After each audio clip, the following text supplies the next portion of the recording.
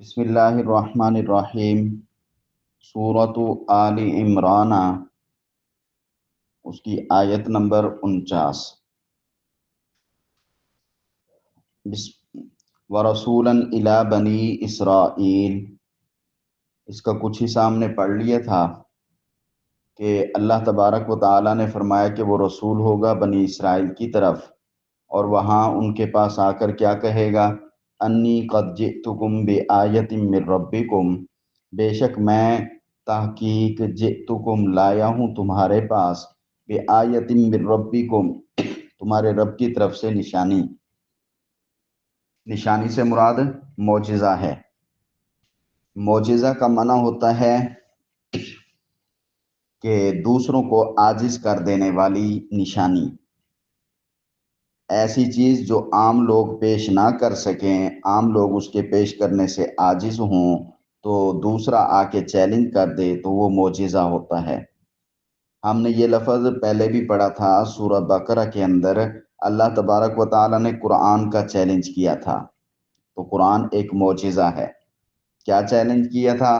کہ اگر تمہیں قرآن کے اللہ کی کتاب ہونے میں شک ہے، جو ہم نے اتاری اپنے بندے حضرت محمد صلی اللہ علیہ وسلم پر، تو اس جیسی کوئی ایک صورت تو بنا کے دکھا دو۔ عرب والے تم فصاحت بلاغت کے، شعر و شاعری کے ماہر ہو، جیسے قرآن ترتیب سے ہے اور مختصر اور پر اثر ہے، اس میں فصاحت بلاغت بہت پایا کی ہے، تو تم فصاحت بلاغت کے اپنے آپ کو ماہر سمجھتے ہو، اگر شک ہے تو پھر ایسے جیسی تم بنا کے دکھا دو۔ اگر تم نہیں بنا سکتے تو پھر سمجھ لو کہ یہ اللہ کی طرف سے ہے، یہ بندے کا کلام نہیں ہے۔ اور انہوں نے اس چیلنج کو قبول نہیں کیا تو سب عاجز آ گئے تھے۔ تو اسی طرح حضرت عیسیٰ علیہ السلام کے بھی یہ معجزے ہیں، جو اس دور میں لوگ اس کے جو ہے اس جیسا سامنے لانے سے عاجز تھے۔ انہوں نے کیا فرمایا؟ انی اخلق لکم، بے شک میں بناؤں گا تمہارے سامنے، تمہارے لیے، من الطین، مٹی سے، گارے سے، کہیئۃ الطیر، پرندے کی شکل جیسا، فانفخ فیہ، پھر میں اس میں پھونک ماروں گا، فیکون طیرا، پس ہوگا وہ پرندہ، باذن اللہ، اللہ کے حکم سے۔ پھونک میں ماروں گا، اللہ نے مجھے کہا ہے، پھر اللہ کے حکم سے وہ اس پھونک کی برکت سے پرندہ بن کے اڑ جائے گا۔ یہاں تک ہم نے پڑھ لیا تھا، تفصیل بھی پڑھی تھی۔ اب آگے دیکھیں، وَأُبْرِئُ الْأَكْمَحَ، واو زبر وا مانے، اور ابریو، ابریو کا معنی بری کرنا، آزاد کرنا، اچھا کرنا۔ تو ابریو، میں اچھا کر دوں گا، میں بری کر دوں گا، الاکمہ، مادرزاد اندھے کو، جو پیدائشی اندھا ہے، والابرص، اور کوڑھی کے مریض کو، تو یہ میرا معجزہ ہوگا۔ اندھوں کو، مادرزاد اندھوں کو، اور کوڑ کے مریض کو، برس کے مریض کو، جزام بھی بولتے ہیں اس کو، تو ان کے مریض کو میں اچھا کروں گا۔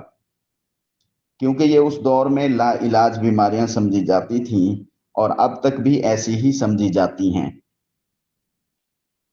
حکماء نے پھر ان کے بعد یہ ڈاکٹروں کا سلسلہ آ گیا، تو وہ ان جیسے بیماریوں پر قابو پانے کی بہت کوشش تو کرتے ہیں، مگر کامیاب نہیں ہو سکتے۔ اور یہ بیماری بھی ایسی خطرناک ہوتی ہے کہ مریض کے ہاتھ پاؤں کی انگلیاں، ناک، اور اسی طرح جو ابتدائی جگہیں ہیں وہ ساری گلنے سڑنے لگ جاتی ہیں، اور ایسے داغ پیدا ہو جاتے ہیں کہ وہ دور بھی نہیں ہوتے۔ تو یہ ایسی بیماریاں تھیں جو لا علاج تھیں۔ حضرت عیسیٰ علیہ السلام نے بطور معجزہ ان مہلک بیماریوں کا علاج جو ہے وہ ان کے سامنے پیش کیا، کیونکہ اس زمانے میں اصل معجزے بھی ہر زمانے میں اس ترتیب سے اللہ نے بھیجے ہیں جس کی ان کے سامنے اس زمانے میں شہرت ہو، چرچا ہو۔ تو یہ دور حکیموں کا تھا، اس دور میں بڑے بڑے حکیم پائے جاتے تھے، اور ہر حکیم ایک سے بڑا طبیب ہوتا تھا، حکیم ہوتا تھا۔ لیکن یہ جو بیماریاں تھیں ان کا علاج کوئی نہیں کر پا رہا تھا، تو حضرت عیسیٰ علیہ السلام نے آ کے دعویٰ کیا۔ اسی طرح آج کل بھی دیکھ لیں، ڈاکٹروں کے دور میں کتنا ترقی یافتہ سائنس میڈیکل کا دور ہے، حتیٰ کہ اتنا کہ سرجری تک کی بڑی مہارت حاصل کر چکے ہیں، لیکن اس کے باوجود بھی دیکھیں اللہ تو اللہ ہے نا۔ انسان جتنا آگے بڑھ جائے اللہ تو اللہ ہے۔ ان تمام تر میڈیکل سائنس اور سرجری کی مہارت رکھنے کے باوجود بھی بہت سے بلکہ لاکھوں لا تعداد کیس ایسے ہوتے ہیں بیماری کے کہ ڈاکٹروں کو بیماری سمجھ نہیں آتی۔ علاج تو دور کی بات ہے، وہ کہتے ہیں یہ بیماری ہمیں سمجھ نہیں آ رہی۔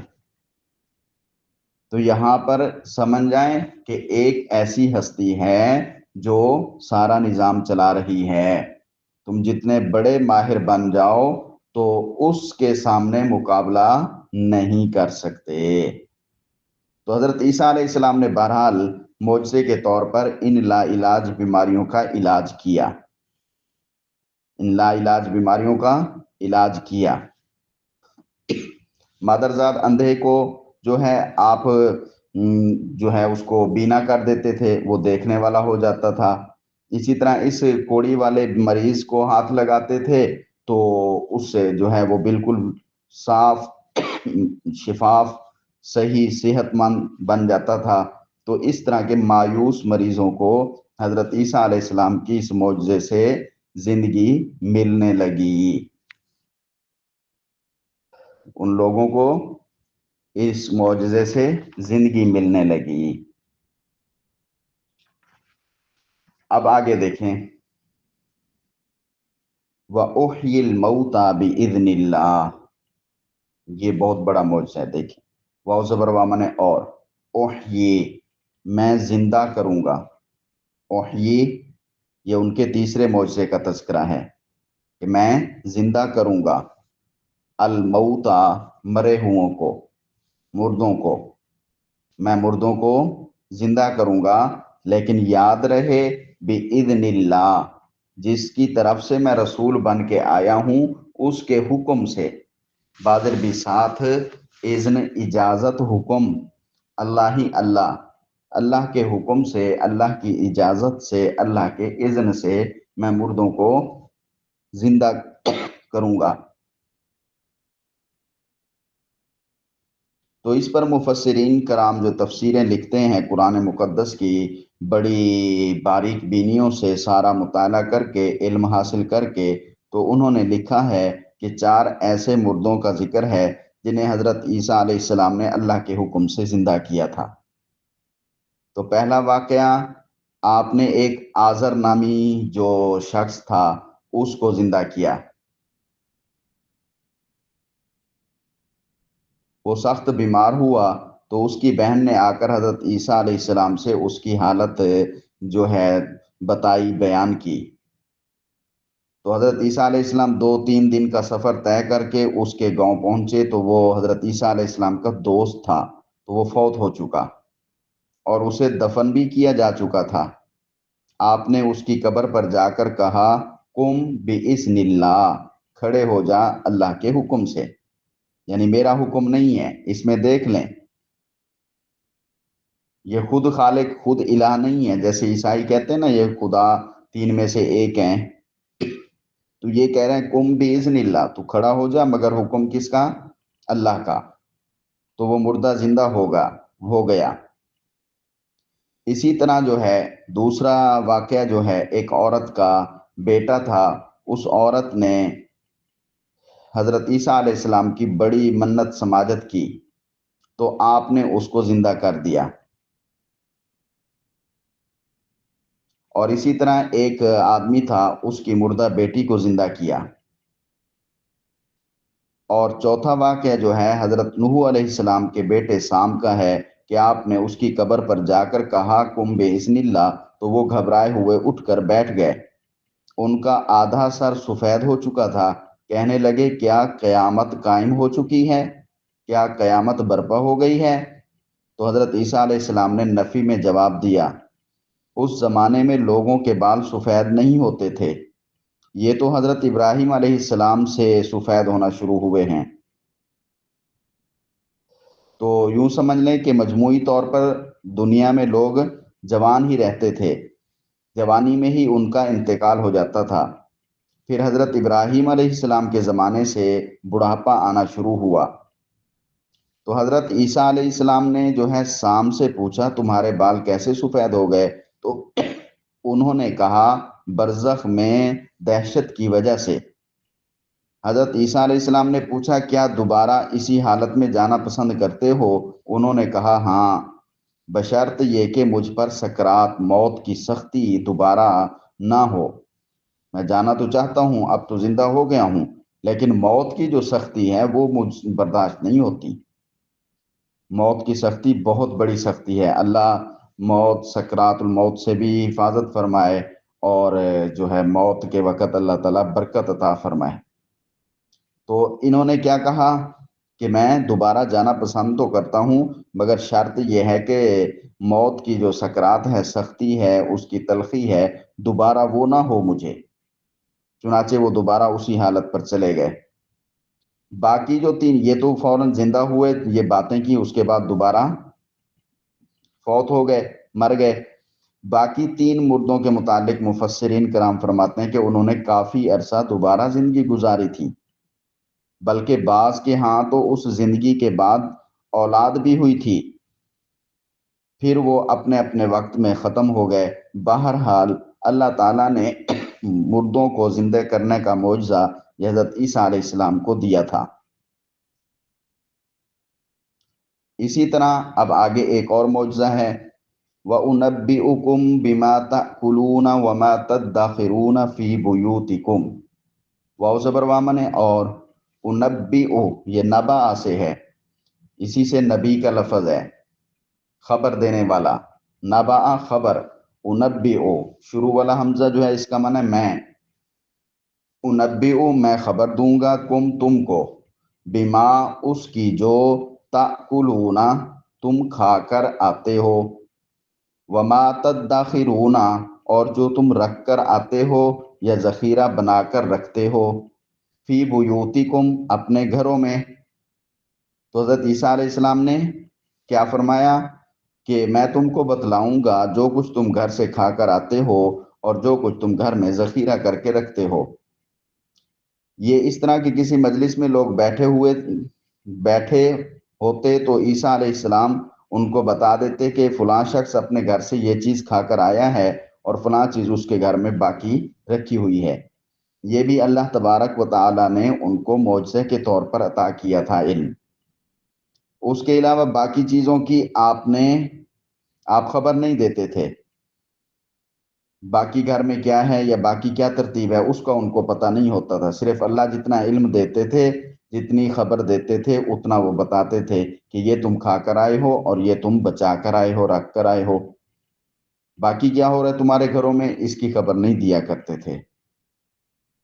تو اللہ تبارک و تعالی نے فرمایا ان فی ذالک لآیۃ لکم، ان منے بے شک، فی منے میں، ذالک منے ان نشانیوں میں، لآیۃ نشانیاں ہیں تمہارے لیے، ان معجزات میں تمہارے لیے نشانیاں ہیں۔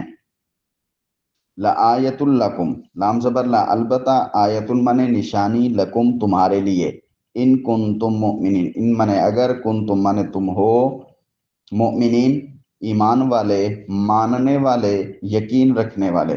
اگر تم یقین رکھتے ہو، اگر تم مانتے ہو، تو پھر اس میں تمہارے لیے نشانیاں ہیں کہ یہ اللہ کے نبی ہیں، اللہ نے اپنے احکامات بھیجے ہیں، اس کے مطابق زندگی گزاریں۔ قرآن پاک میں یہ یقین دہانی کے لفظ، ماننے کے لفظ یہ بار بار آئے ہیں۔ کسی نبی کے ہاتھ پر کوئی معجزہ سرزد ہوتا تو اس کے بعد اس کو نشانی کے طور پر کہا جاتا ہے۔ اب معجزہ کیا ہوتا ہے؟ عادت کے خلاف جو کام نبی کے ہاتھ سے ہو۔ آج کل لوگ ویسے معجزے کا لفظ استعمال کر دیتے ہیں، اس سے بچنا چاہیے۔ معجزہ اصطلاح میں نبی کے ہاتھ سے ہوتا ہے۔ نبوت ہمارے پیارے پیغمبر پہ ختم ہو چکی ہے، اس لیے معجزے کا لفظ کوشش کریں کہ نہ استعمال کیا جائے. کوئی بیمار ہوتا ہے یا کوئی اور واقعہ ہو جاتا ہے، کہتے ہیں یہ معجزہ ہو گیا، چانس تو نہیں تھے لیکن معجزہ ہو گیا.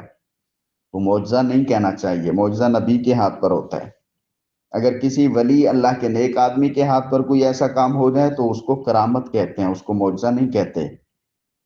لیکن یہ سب کچھ ہوتا نبی کے ہاتھ سے ہو یا کسی ولی کے ہاتھ سے ہو، بِإِذْنِ اللہ، اللہ کے حکم سے ہوتا ہے. اس آیت میں بِإِذْنِ اللہ کے لفظ نے یہ سب صاف بتا دیا، کیونکہ اس میں کسی انسان کو، کسی نبی کو، کسی ولی کو اپنا کوئی اختیار نہیں ہوتا. تو یہاں تک ہم نے پڑھ لیا، کل انشاءاللہ اس سے آگے پڑھیں گے. السلام علیکم.